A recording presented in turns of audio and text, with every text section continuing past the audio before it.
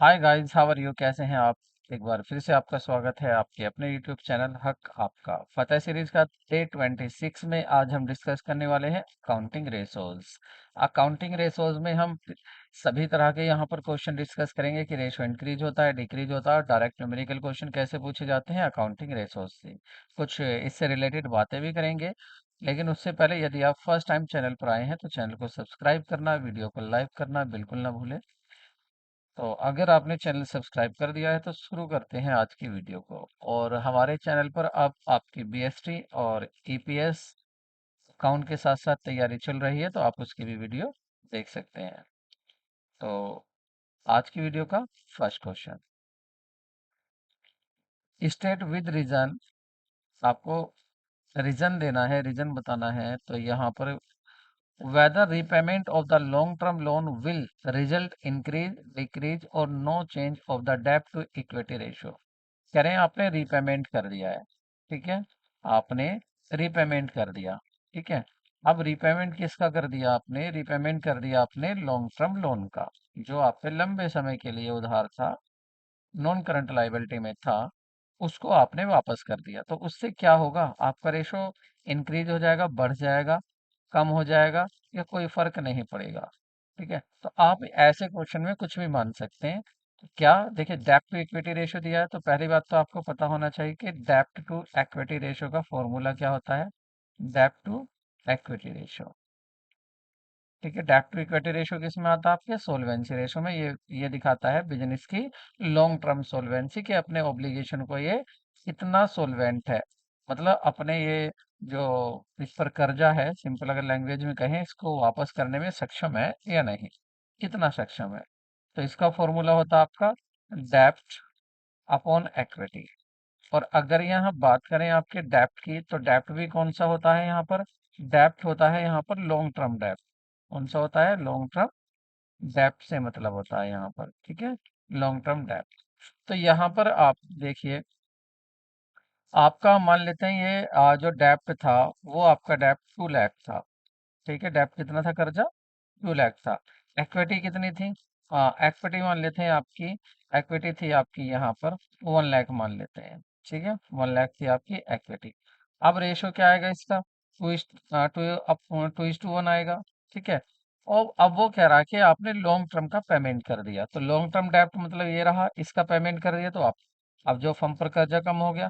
मान लेते हैं आपने 50,000 का क्या कर दिया है? वापस कर दिया पैसा, तो लॉन्ग टर्म डेब्ट जो था कम हो गया। तो अब कितने का बचा? जब 50 का पेमेंट कर दिया, तो अब 1.5 लाख रुपए, 1.5 लाख रुपए का बचा आपका डेब्ट। और इक्विटी में कुछ चेंज हुआ नहीं? आपने तो पैसा दिया है ना, और पैसा इक्विटी में आता नहीं है, उसमें तो शेयर आते हैं आपके। तो इसका मतलब आपका नीचे कोई चेंज नहीं हुआ है, नीचे अब भी उतना ही है। तो इससे क्या होगा? आप पहले तो देखिए 1 लाख से आप 2 लाख को डिवाइड करे थे, अब आपने ऊपर का अमाउंट कम कर दिया, तो इसका मतलब क्या होगा? अब रेशो आपका कम आएगा। अब आप काट के देखेंगे तो कितना आएगा आपका? 4 जीरो कट गई, अब आ जाएगा आपका 1.5:1। तो आपने देखा पहले 2 था, अब क्या हो गया? डेढ़ हो गया है। पहले 2 था, अब डेढ़ हो गया है। तो इसका मतलब डिक्रीज हो गया, तो रेशो क्या हो जाएगा? डिक्रीज हो जाएगा। रीजन यहाँ आपका नहीं आएगा, लेकिन रीजन अगर हो तो ये आपको बस समझना है। रीजन क्या है यहाँ पर? कि आपका लॉन्ग टर्म डेब्ट तो कम हुआ है, लेकिन आपका इक्विटी कम नहीं हुई है, ठीक है। नेक्स्ट क्वेश्चन देखते हैं। कह रहे what will be the operating profit ratio if operating ratio is 3.64। तो पूछ रहे हैं बताइए, ऑपरेटिंग प्रॉफिट रेशो आपको बताना है, और ऑपरेटिंग रेशो देखिए दोनों अलग रेशो होते हैं, ऑपरेटिंग प्रॉफिट और ऑपरेटिंग रेशो, ठीक है। और इन दोनों को हमेशा जो इनका होता है, सम होता है, operating profit ratio plus operating ratio, इन दोनों का सम होता है आपका 100%, ठीक है। अब यहाँ पर आपको क्या दिया हुआ है? आपको दिया हुआ ऑपरेटिंग रेशो, तो ऑपरेटिंग रेशो कितना दिया हुआ है?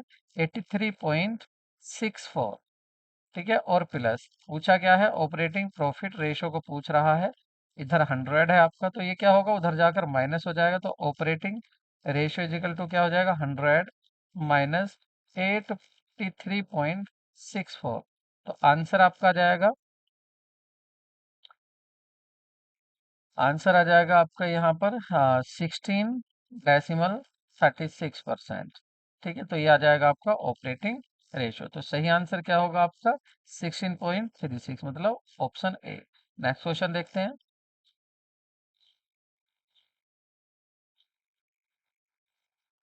Gross profit.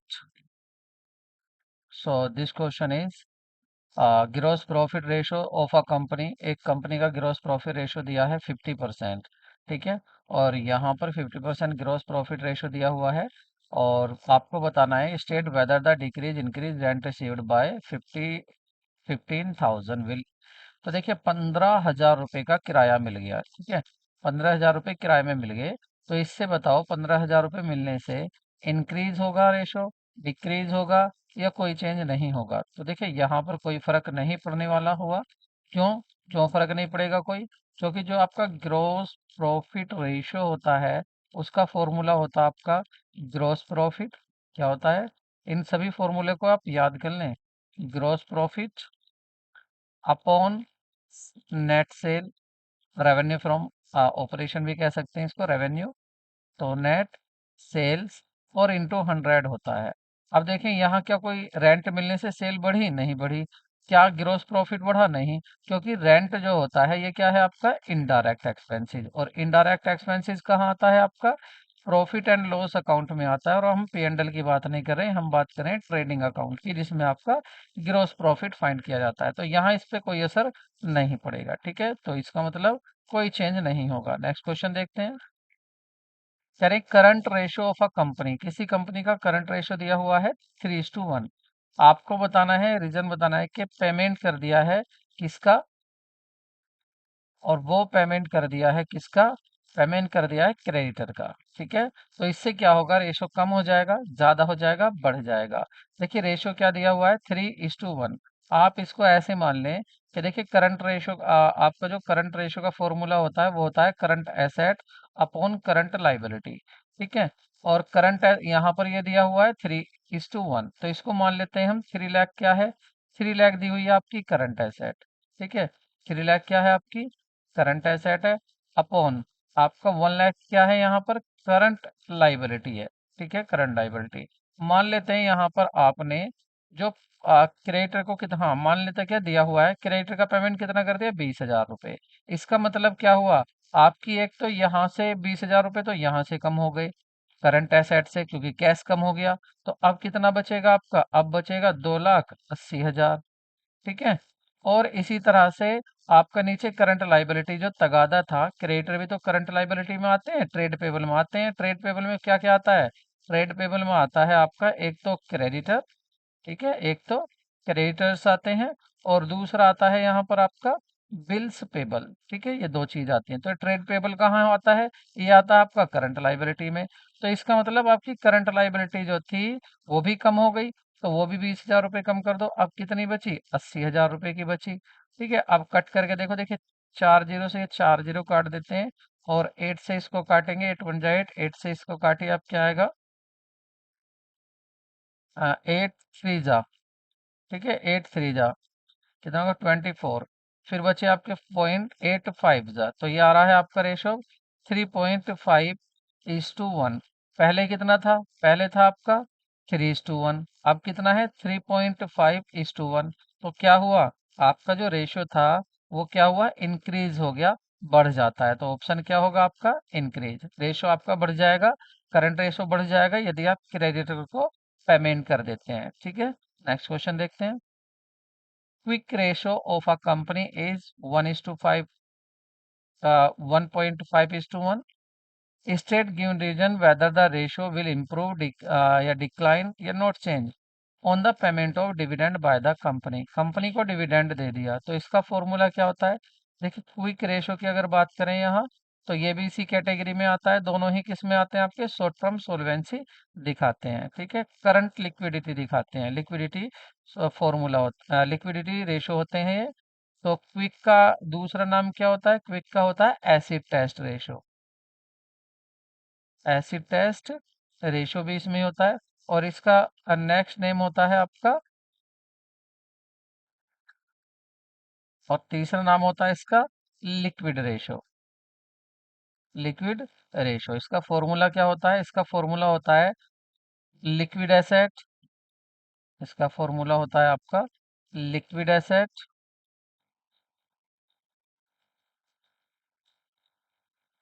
Liquid asset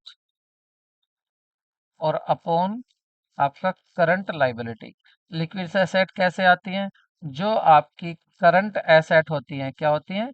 current asset होती है। उसमें से अगर आप इन्वेंट्री को कम कर देंगे और इसमें से माइनस कर देंगे आप प्रीपेड एक्सपेंसेस को, तो ये क्या आ जाती है आपकी? ये आ जाती है क्विक एसेट।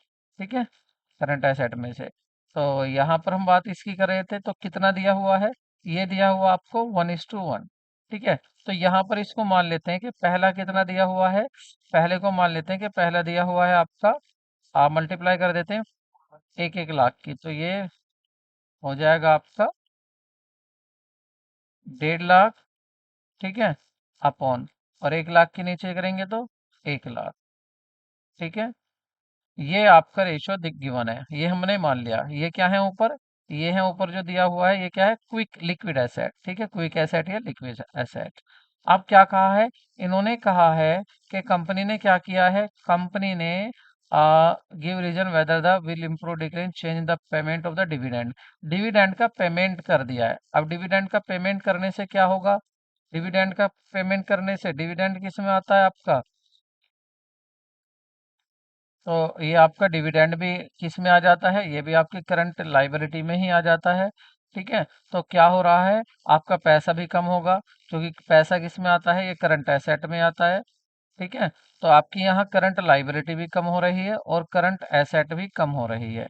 ठीक है, सॉरी सॉरी, ये जो आता है आपका, देखिए अगर डिविडेंड की बात करें वो आता है शेयर होल्डर फंड में। ठीक है, और अगर प्रपोज डिविडेंड की बात करें तो प्रपोज डिविडेंड क्या होता है? ये होता है आपका करंट लाइबिलिटी, प्रपोज डिविडेंड। यहाँ खाली डिविडेंड की बात करें, डिविडेंड पेड कर दिया तो आपका कैश कम हो गया, लेकिन उससे आपकी यहाँ पर जो आपकी क्विक एसेट थी, यहाँ नीचे आपकी क्या कम हो गई? देखिए यहाँ पर जो कम हुई है, तो डिविडेंड आपका किस में आ जाता है? ये करंट लाइबिलिटी में आ जाता। ठीक है, डिविडेंड किस में आता है? आपका करंट लाइबिलिटी में। ये क्लियर है? किस में आएगा? आपका करंट लाइबिलिटी में। तो यहाँ आपने डिविडेंड दिया, मतलब आपकी करंट लाइबिलिटी भी कम हो गई, नीचे से भी कम हो गया, और ऊपर आपका अमाउंट कम हो गया, पैसा कम हो गया है। ठीक है, तो दोनों में सेम अमाउंट से कम हो गया। कितना दिया? कुछ भी आप मान सकते हैं। मान सकते हैं कि यहाँ पर 20-20 हज़ार का दोनों का पेमेंट कर दिया, तो ऊपर क्या बचा आपका? ऊपर बचा आपका 130। ठीक है, और नीचे कितना आ गया आपका? 80,000। अगर अब इसको डिवाइड करके देखेंगे तो यहाँ पर क्या आएगा आपका? 18 से डिवाइड करेंगे 13 को, तो 18 1 जा 18, और बचे आपके 5, और 5.0 लगा लेंगे तो ये हो जाएगा आपका, तो 6, ये हो जाएगा आपका 6 पॉइंट, और आपका नीचे 1 आ ही रहा है यहाँ, तो ये आ जाएगा 1.6:1। ठीक है, और पहला कितना आ रहा था? पहला आ रहा था 1.5:1। दोबारा से एक बार मैं इसको क्लियर कर देता हूँ। देखिए आपका क्विक रेशो पूछा है कि क्विक रेशो में क्या चेंज होगा। यदि आप डिविडेंड का पेड करते हैं, तो डिविडेंड को पेड करने से आपकी लिक्विड एसेट भी कम हो जाती है, और आपकी लाइबिलिटी भी कम हो जाती है, आपका कैश भी कम हो जाता है, और आपकी लाइबिलिटी मतलब करंट लाइबिलिटी भी कम हो जाती है। तो सेम अमाउंट से दोनों कम हो रहे हैं, तो आपका रेशो जो होगा बढ़ेगा। तो आंसर होगा इसका इंक्रीज, रेशो इंक्रीज हो जाएगा। नेक्स्ट क्वेश्चन देखते हैं। कह रहे आइडियल करंट रेशो क्या होता है? तो करंट रेशो जो आइडियल होता है वो माना जाता है 2:1। तो सही ऑप्शन क्या होगा आपका? डी होगा। और साथ में एक क्विक रेशो का भी अगर आइडियल देखें, तो क्विक रेशो का आइडियल क्या होगा? वो होता है आपका 1:1। नेक्स्ट क्वेश्चन देखते हैं। करें of the business firm measure by the its ability to the satisfy its short term obligation as they become due. तो कह रहे हैं मतलब किसके द्वारा कंपनी जो है मेजर करती है अपनी ability to satisfy its short term obligation, जो शॉर्ट टर्म ऑब्लिगेशन जो उसके तगादे हैं शॉर्ट टर्म के, 1 साल के अंदर अंदर उसको देने हैं, तो उनको मेजर करने के लिए कौन से रेशो का यूज करती है कंपनी? आपके एक्टिविटी रेशो का करेगी, लिक्विड रेशो का, डेब्ट रेशो का, प्रॉफिटेबिलिटी रेशो का। तो यहाँ पर कंपनी यूज करती है लिक्विडिटी रेशो का। ठीक है, लिक्विडिटी रेशो में कौन कौन से आ जाते हैं? कैश रेशो और क्विक रेशो। और एक्टिविटी में क्या देखती है, इसका दूसरा नाम क्या है, टर्नओवर रेशो। इसमें कंपनी चेक करती है कि जो मेरे रिसोर्सेज हैं उनको कितना एफिशिएंटली मैं इनको कन्वर्ट कर रही हूँ, किस में अपने यूज कर रही हूँ, कैसे यूज कर रही है अपने रिसोर्सेज का, वो देखती है एक्टिविटी रेशो या टर्नओवर रेशो से। लिक्विडिटी क्या दिखाता है, शॉर्ट टर्म ऑब्लिगेशन दिखाता है। डेप्ट क्या दिखाता है आपका, डेप्ट मतलब सोल्वेंसी रेशो क्या दिखाता है कि आपका ये दिखाता है लॉन्ग टर्म सोल्वेंसी। और प्रॉफिटेबिलिटी दिखाता है कि प्रॉफिट का अदर आइटम से क्या रेशो है। ये प्रॉफिटेबिलिटी दिखाता है कि कंपनी किस तरह से प्रॉफिट कमा रही है। तो यहाँ पर पूछा था कि शॉर्ट टर्म अपनी ऑब्लिगेशन को जो देखती है वो लिक्विडिटी रेशो से देखती है। नेक्स्ट क्वेश्चन देखते हैं।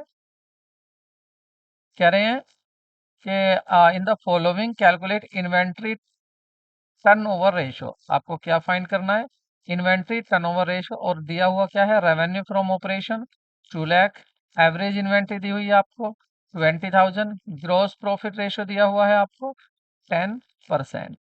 तो यहाँ पर आपको थोड़ा सा कंफ्यूज करने के लिए भी दिया है। देखिए यहाँ पर ग्रॉस प्रॉफिट दिया है जबकि इसका कोई यूज नहीं होता। क्यों यूज नहीं होता, देखिए आपको निकालना है इन्वेंट्री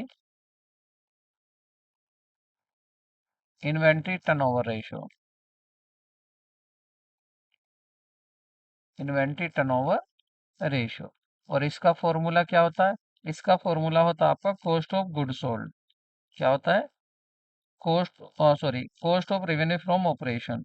रेवेन्यू फ्रॉम ऑपरेशन कह सकते हैं इसको, क्या कहेंगे इसमें, इसको कह सकते हैं। तो इसका जो आपका फॉर्मूला होता है रेशो का, वो फॉर्मूला होता है, यहाँ पर अगर इसको आप अप्लाई करेंगे, ये होता है कॉस्ट ऑफ गुड सोल्ड, मतलब cost of revenue from operation भी इसको कह सकते हैं, मतलब जो आप माल बेच रहे हैं उसकी कॉस्ट कितनी है, अपॉन यहाँ पर होती है एवरेज इन्वेंट्री। इसका फॉर्मूला आप याद कर लें, इनटू सॉरी वह इनटू नहीं होता, इसमें 100 नहीं होता, बस इतना ही इसका फॉर्मूला होता है। ठीक है, ये फॉर्मूला होता है आपका किसका, ये होता है आपका इन्वेंट्री या स्टॉक टर्नओवर रेशो।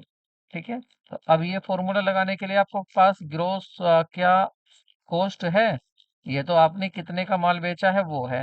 तो यहाँ पर हाँ, ये इसलिए दिया हुआ है, ये आपको ग्रॉस प्रॉफिट इसलिए दिया हुआ है कि आप इससे क्या ला सकते हैं, सेल ला सकते हैं।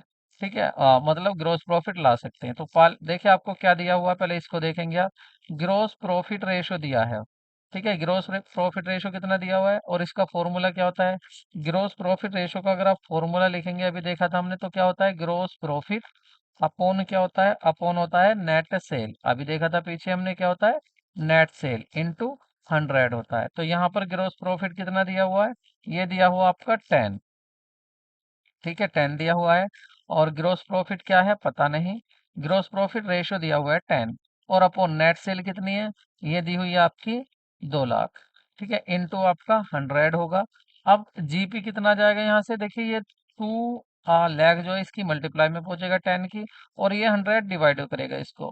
ठीक है, तो क्या आ जाएगा आपका, ये आ जाएगा आपका 20 लाख, और 20 लाख को 100 डिवाइड करेगा तो कितना आ जाएगा आपका 20,000।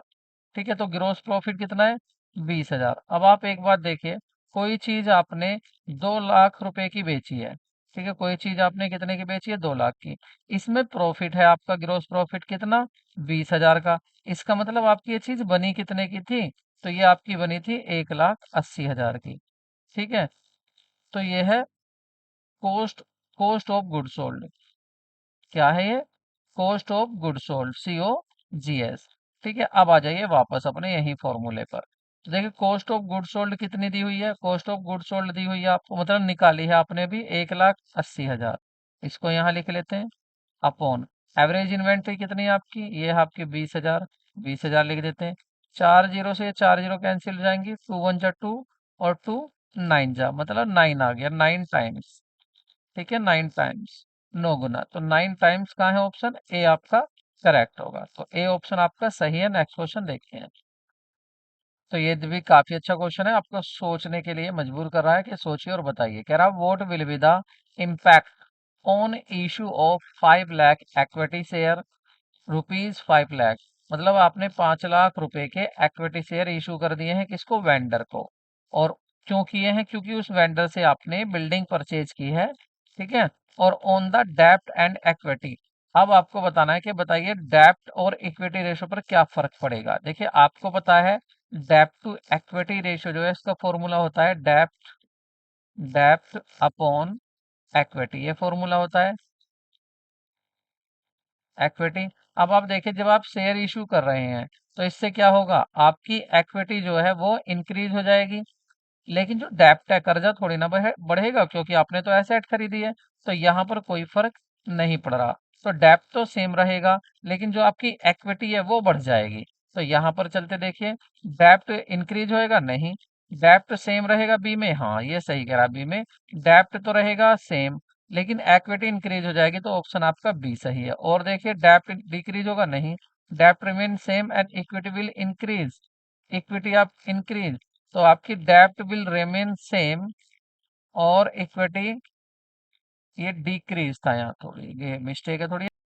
अब सही है ये ऑप्शन आपका, तो ये है आपका डिक्रीज। तो ये सही ऑप्शन क्या होगा आपका, बी। मतलब डेप्ट तो रह रहा है सेम, यहाँ पर सेम ही रहेगा, लेकिन आपकी इक्विटी बढ़ जाएगी क्योंकि शेयर इशू हुए हैं। नेक्स्ट क्वेश्चन देखते हैं। तो देखिए यहाँ पर पूछा है कि बताइए कौन सा रेशो है जो इंडिकेट करता है स्पीड एट विच, स्पीड बताता है at which activity of the business are being perform, जिस पर एक्टिविटी किस स्पीड से चल रही है, जो काम हो रहा है वो किस स्पीड से हो रहा है। अब देखिए यहाँ पर जब एक्टिविटी की बात आ गई तो एक्टिविटी रेशो ही दिखाएगा, और एक्टिविटी रेशो का दूसरा नाम क्या है, टर्नओवर रेशो। तो आंसर क्या हो जाएगा आपका, टर्नओवर रेशो। ऑप्शन बी आपका करेक्ट होगा। नेक्स्ट क्वेश्चन देखते हैं। तो यहाँ पर आपको देखिए इस क्वेश्चन में केस स्टडी दी हुई है, ठीक है। केस स्टडी में क्या क्या है पहले इसको आप रीड कर लीजिए। केस स्टडी में आपको क्या क्या गिवन है यहाँ पर। देखिए केस स्टडी में आपको गिवन है, तो यहाँ पर देखिए वर्ष दी हुई है, कौन सी, एक तो दी हुई है 2020, एक दी हुई है आपको 2019, और एक दी हुई है आपको 2018। 3 साल दी हुई है, तीनों सालों में आपको अमाउंट बताया हुआ है। देखिए आउटस्टैंडिंग एक्सपेंसेस दिया हुआ है, प्रीपेड एक्सपेंसेस दिया हुआ है, ट्रेड पेबल, इन्वेंट्री, और आपका trade receivable, cash in hand, और रेवेन्यू फ्रॉम ऑपरेशन दिया हुआ है। ठीक है, ये सब दिया हुआ है। पहले देखते हैं क्वेश्चन पूछेगा क्या, ठीक है। क्वेश्चन क्या पूछते हैं पहले ये देखते हैं। तो क्वेश्चन क्या पूछ रहा है यहाँ पर, कह रहा है करंट रेशो बताइए, और कौन सी ईयर के लिए, 2020 ईयर के लिए, ठीक है। तो 2020 के लिए बताना आपको करंट रेशो। अब आपको पता है करंट रेशो आप कैसे निकालते हैं, करंट रेशो का क्या फॉर्मूला होता है। करंट रेशो का आपका फॉर्मूला होता है करंट एसेट, एक तो होता है करंट एसेट को, और करंट एसेट को जो डिवाइड करते हैं हम, वो किससे करते हैं, वो करते हैं हम करंट लाइबिलिटी से, ठीक है। करंट लाइबिलिटी से डिवाइड कर देते हैं, ठीक है। तो पहले लाते हैं अपनी करंट 2020 की, ये रहा 2020 की करंट एसेट लाते हैं। तो देखो करंट एसेट कौन कौन से यहाँ पर, प्रीपेड एक्सपेंसिव ये करंट एसेट है 3 लाख, तो ये हो गए। ट्रेड पेबल इन्वेंट्री 12 लाख की इन्वेंट्री होगी, कितने हो गए 12 और 3 15 लाख। उसके बाद ट्रेड रिसीवेबल है आपके 11, तो ये हो गया आपके 15 और 11 26 लाख। उसके बाद आपका कैश इन हैंड है, तो 26 और 10 आपके 36 और 7 43, ये हो गया 43। ठीक है, करंट एसेट कितनी होगी आपकी, करंट एसेट हो गई आपकी, मतलब करंट एसेट जो हुई है वो हो गई आपकी 43 लाख, 43 लाख की तो ये हो गई है, ठीक है। उसके बाद अब देखते हैं करंट लाइबिलिटी। तो लाइबिलिटी में देखेंगे, देखिए 50,000 मतलब आधा लाख, तो ये रहा। उसके बाद ट्रेड पेबल 18, ये रहा, तो कितना हो गया 18.5, 18 लाख। और कहीं है ट्रेड पे नहीं, बस। तो ये हो गया आपकी जो करंट लाइबिलिटी है, वो कितना हो गया 18,50,000। ठीक है, अब चलें अपना जहाँ सॉल्यूशन कर रहे थे वहां चलते हैं। तो देखिए, सॉरी कहाँ पर गया हमारा क्वेश्चन, ये था, हम्म, हम्म, हम्म, ये था हमारा, ठीक है। तो यहाँ पर आप देखिए 2020 का जो आपकी ये आ रही है करंट एसेट, कितनी आ रही थी अभी पीछे दिखाई थी ना, 43 लाख आ रही थी, अपॉन आपका जो आपकी करंट लाइबिलिटी आ रही थी वो आ रही थी 18,50,000, ये आ रही थी। देखिए 4 जीरो से आप 4 जीरो को कट कर दीजिए, बचे आपके 430, तो आप 430 को डिवाइड कर लीजिए 185 से, तो ये आ रहा है आपका 2.32 इज टू 1। ठीक है, ये आ रहा है, तो कौन सा ऑप्शन होगा आपका? ऑप्शन आपका सी करेक्ट होगा। नेक्स्ट क्वेश्चन देखते हैं। नेक्स्ट में क्या रहा है? क्विक रेशो बताइए। क्या कह रहा है? क्विक रेशो बताना है। कौन सी ईयर का? 2018 का। अब आपको क्विक रेशो का अगर फॉर्मूला पता है, आपको क्विक रेशो का फॉर्मूला तो पता है, तो क्विक रेशो को रख दीजिए। क्या हो जाएगा? Quick asset upon current liability. ठीक है। अब क्विक एसेट में आपको पता है, करंट एसेट में तो आप इन्वेंट्री प्रीपेड एक्सपेंसेस को लेते थे, लेकिन क्विक एसेट में नहीं लोगे। तो वापस चलिए, यहाँ 2018 की बात करेंगे। आउटस्टैंडिंग प्रीपेड, इसको लेगोगे। देखो प्रीपेड ये तो लोगे आप, प्रीपेड को तो नहीं लेना है यहाँ। ठीक है। आपको और क्या लेना है? इन्वेंट्री भी नहीं लेना है यहाँ पर। और साथ में फिर आप क्या लेंगे यहाँ पर? ये आपको नहीं लेना। तो लेना क्या है फिर? आपको चाहिए क्विक एसेट। क्या चाहिए आपको? Quick asset. तो क्विक एसेट में आप क्या लेंगे? एक तो आप लेंगे ट्रेड रिसीवेबल, एसेट है आपकी। एक लेंगे आप 15 लाख रुपए का क्या? Cash in hand. तो ये कितने हो गए? 25 लाख तो हो गए आपके। 25 लेके ऐसे लिख देता हूँ मैं, लाख। 25 लाख तो क्विक एसेट है। अब लाइबिलिटी देखते हैं इसी में 2018 में। आउटस्टैंडिंग क्या है? लाइबिलिटी 25 हजार की। उसके बाद ट्रेड पेबल क्या है? 14 लाख रुपए का। और कुछ बचा नहीं, तो 14 लाख 25 हजार से डिवाइड करना है किसको? 25 लाख को। वापस चलते हैं वहीं। 14 लाख 25 को डिवाइड करना है 14 लाख 25 हजार से। ठीक है। 3 जीरो से 3 जीरो कट कर देते हैं, और यहाँ पर इसको आप डिवाइड करके देखेंगे, तो 25 लाख को आप 14 लाख 25 हजार, तो ये आ जाएगा आपका 1.75 इज टू 1। तो आंसर देखिए कौन सा आ रहा है? आंसर आ रहा है आपका ए। तो ए आपका सही आंसर होगा। नेक्स्ट क्वेश्चन देखते हैं।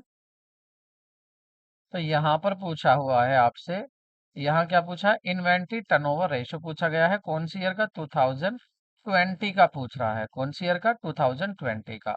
अब इन्वेंट्री टर्नओवर रेशो का फॉर्मूला क्या है?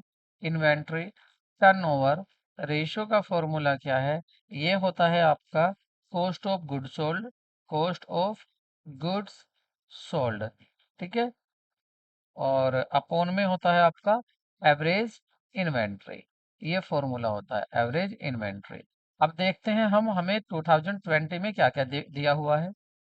और यहाँ पर 2020 में अगर हम देखेंगे, तो 2020 का ही उसने पूछा है, इन्वेंट्री टर्नओवर रेशो। और इन्वेंट्री टर्नओवर रेशो में आपको चाहिए कॉस्ट ऑफ गुड्स सोल्ड। अब कितने में बेचा है यहाँ पर? ये है सेल। ठीक है। इसका मतलब यहाँ पर वो जो कॉस्ट है वही क्या है? आपकी रेवेन्यू है, क्योंकि आपको यहाँ पर प्रॉफिट भी नहीं दिया हुआ है कि प्रॉफिट कितना है। अगर आप इसमें से प्रॉफिट कम करके कॉस्ट निकालने, तो वो नहीं दिया हुआ। तो आपको जो ऑब्जेक्टिव होते हैं बिजनेस के, वो क्या होते हैं? मैं थोड़ा सा याद दिलाना चाहता हूँ। उसमें देखिए, पहले होता है सर्वाइवल। तो सर्वाइवल, उसके बाद होता है वो प्रॉफिट, उसके बाद ग्रोथ। जब बिजनेस सर्वाइवल करता है, तो उसमें चाहता है कि बिजनेस ये चाहता है कि कम से कम मैं ऐसे में माल बेचूं, इतना काम कर लो, तो मेरी जो कॉस्ट है, जो मैंने खर्चा किया, वो तो निकल जाए। तो वो कम से कम उतने पे तो बेचेगा जितने की उसको कॉस्ट उसकी निकल जाए। तो यहाँ पर कितने में बेच रहा है? अपनी कॉस्ट पर ही बेच रहा है। तो 24 हजार क्या है? कॉस्ट है। और उसको डिवाइड किससे करेंगे? एवरेज इन्वेंट्री से। यहाँ पर इन्वेंट्री क्या दी हुई है? एक ही दी हुई है आपकी। तो जो इन्वेंट्री एक ही दी हुई है, तो इसको एक से ही डिवाइड करेंगे। जब दो होती तो दो से डिवाइड करते क्लोजिंग ओपनिंग को। तो यहाँ 12 लाख क्या है? एवरेज इन्वेंट्री लेंगे। और जो आपका कॉस्ट ऑफ गुड सोल्ड वो 24 होगा। तो 12 लाख से 24 को डिवाइड करेंगे, तो आपका कितना आ जाएगा? 2 आ जाएगा। तो 2 टाइम्स इसका सही आंसर होगा। ठीक है।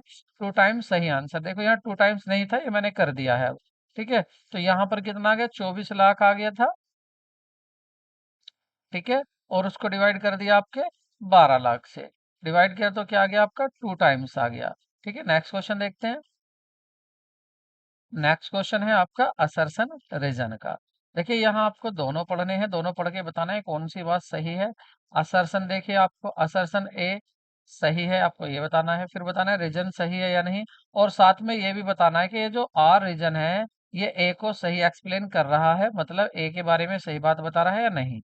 तो देखिए, कह रहे हैं रेशो एनालिसिस जो प्रोसेस है, वो डिटरमाइन करती है, निर्धारित करती है इंटरप्रेटिंग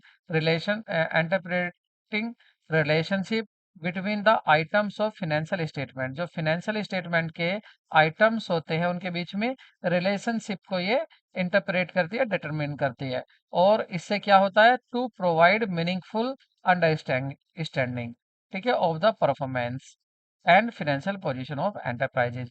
बिजनेस की सही पोजीशन देखने के लिए, परफॉर्मेंस देखने के लिए, समझ में आ सके ऐसे स्टेटमेंट के लिए ये क्या करती है, ये आपका एनालिसिस प्रोसेस में ये हेल्प करता है आपका। ये बात सही है, रेशो एनालिसिस यही तो काम करता है कि इसकी हेल्प से हम कंपनी को एनालिसिस कर सकते हैं और उसकी परफॉर्मेंस चेक कर सकते हैं कैसी है, उसकी पोजीशन चेक कर सकते हैं। तो बात सही कह रहा है, इसका मतलब आर सही है। अब सॉरी, ए सही है। आर को देखते हैं। It is the technique of analysis the financial statement. Financial statement को एनालिसिस करने की टेक्निक होती है रेशो। ये भी बात सही है। बाय कंप्यूटिंग वारियस रेशो, अलग अलग रेशो निकालकर ये क्या होती है, टेक्निक होती है एनालिसिस करने की। ए भी सही कह रहा है, और किसके बारे में, रेशो के बारे में बात कर रहा है। तो इसका मतलब आर भी सही है, ए भी सही है, और आर ए के बारे में सही बता रहा है। तो ऑप्शन आपका ए सही होगा। नेक्स्ट क्वेश्चन देखते हैं।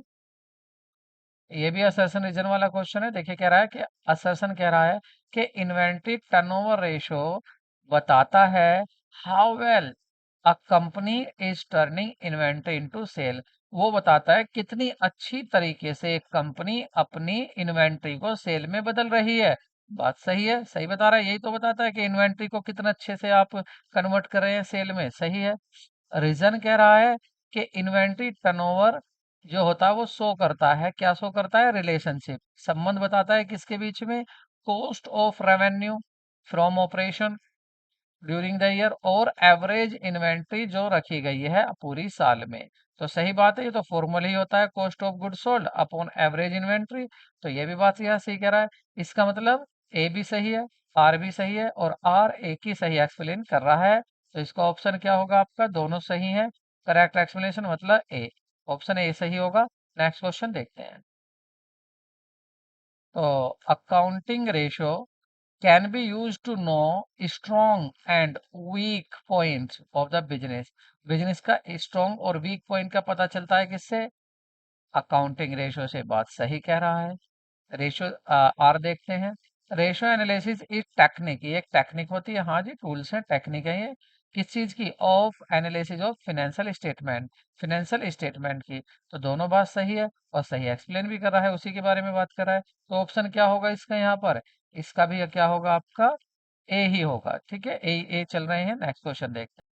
सो क्वेश्चन देखते हैं नेक्स्ट क्या कह रहा है। कह रहा है which of the following are the included in the traditional classification of ratio. देखो रेशो का भी क्लासिफिकेशन होने लगा। आप जो आपने देखा होगा, जब आप अकाउंट्स का क्लासिफिकेशन करते थे तो क्या होता था, एक ट्रेडिशनल होता था अप्रोच, और एक क्या होता था आपका, एक होता था मॉडर्न। लेकिन यहाँ पर क्या है, यहाँ पर थोड़ा सा अलग है। यहाँ पर क्या है, एक होता है आपका, यहाँ पर दो हैं। एक तो होता है आपका ट्रेडिशनल, किसकी बात हो रही है, अब रेशो की। यहाँ रेशो में क्या होता है, एक ट्रेडिशनल होता है, ठीक है, और एक होता है परफॉर्मेंस। परफॉर्मेंस, ये दो बेसिस पर होते हैं। अब यहाँ पर पूछ रहे हैं ट्रेडिशनल में कौन से आते हैं। ट्रेडिशनल में आपके तीन रेशो आते हैं। अच्छा, ये आपको मिलेंगे कहाँ, देखो ये एनसीईआरटी में मिलेंगे आपको। ये एनसीईआरटी में मिलेंगे, ट्वेल्थ क्लास की। ठीक है, वहां पर आपको ये दिया हुआ है। टीएस ग्रेवाल भी है वैसे ट्वेल्थ में, उसमें आपको नहीं मिलेंगे। ठीक है, तो आप एनसीईआरटी में देखें, वहां ये आपको मिल जाएगा। तो इसमें क्या आता है, देखिए इसमें आता है पहला आता है इसमें आपका बैलेंस शीट। ठीक है, बैलेंस शीट रेशो। दूसरा आता है आपका statement of profit and loss ratio. और तीसरा आता है इसमें कंपोजिट रेशो।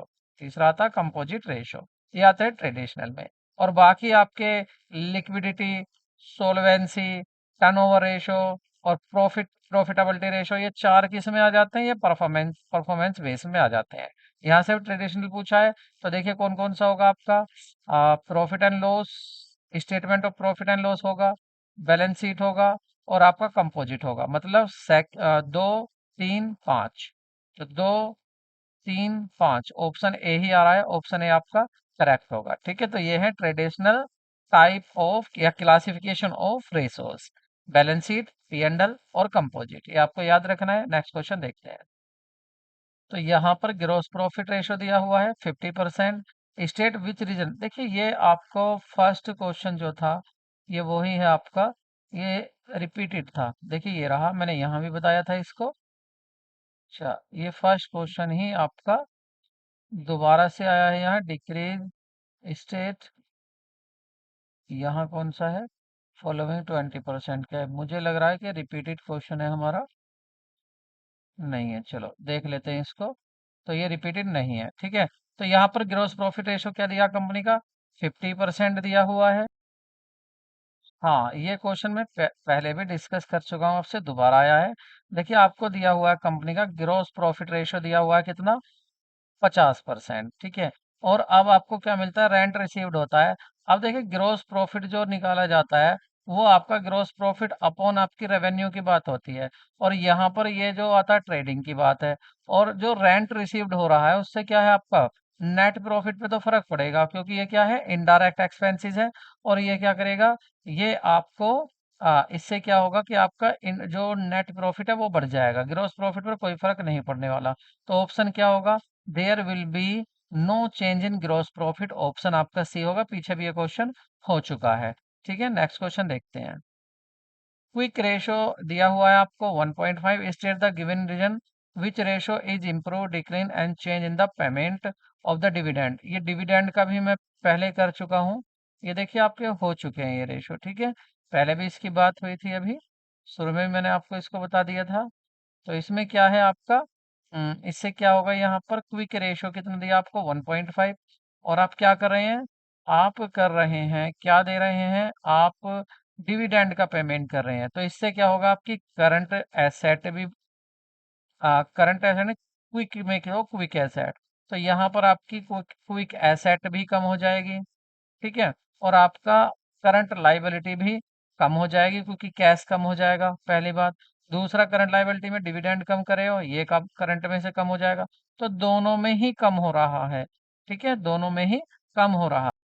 और जब दोनों में ही कम हो रहा है तो कोई फर्क नहीं पड़ेगा, मतलब there will be no change in the ratio, ratio में कोई भी परिवर्तन नहीं होगा, ठीक है। तो आई होप आपको वीडियो अच्छी लगी होगी, तो वीडियो को लाइक करें, दोस्तों को शेयर करें। मिलते हैं नेक्स्ट वीडियो में, टेक केयर, बाय बाय।